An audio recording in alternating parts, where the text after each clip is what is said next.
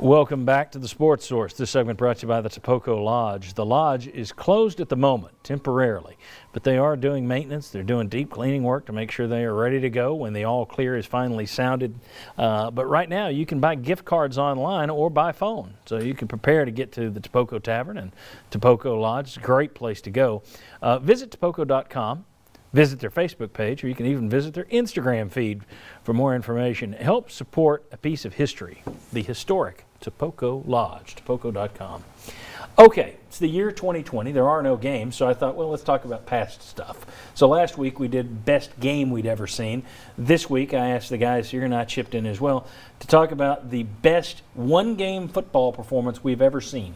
Okay, and it just so happens we all went offense. At some point I may come back and say best defensive performance, but I wanted to run through this. We'll start down there with Mike Strange, and let's put up his pick, and that was Alvin Kamara, Texas A&M, 2016. That was the game where it was a high-scoring game, a lot of offense.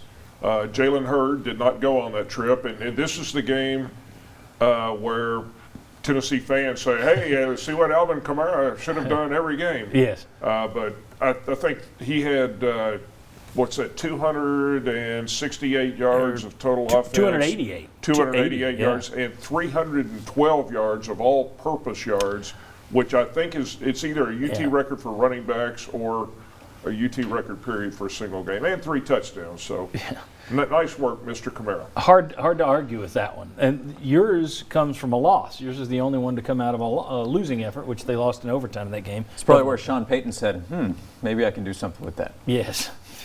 Exactly. Why isn't you two doing more with that? Yeah. All right, let's take a look at Josh's pick. Best one-game performance you ever saw, Josh?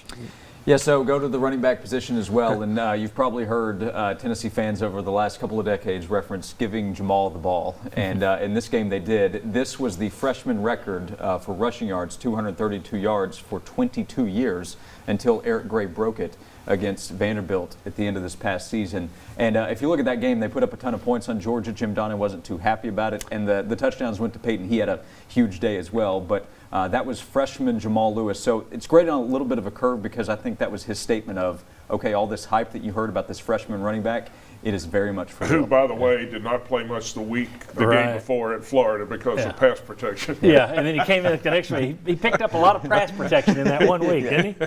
And then my pick is up next. I'm going running back as well. Best one game I can remember, Chuck Webb versus Arkansas, January 1st, 1990, the Cotton Bowl. Yeah. Ran for 250 yards on 26 carries, so almost 10 yards a carry. 2 touchdowns, including a beautiful 78-yard run.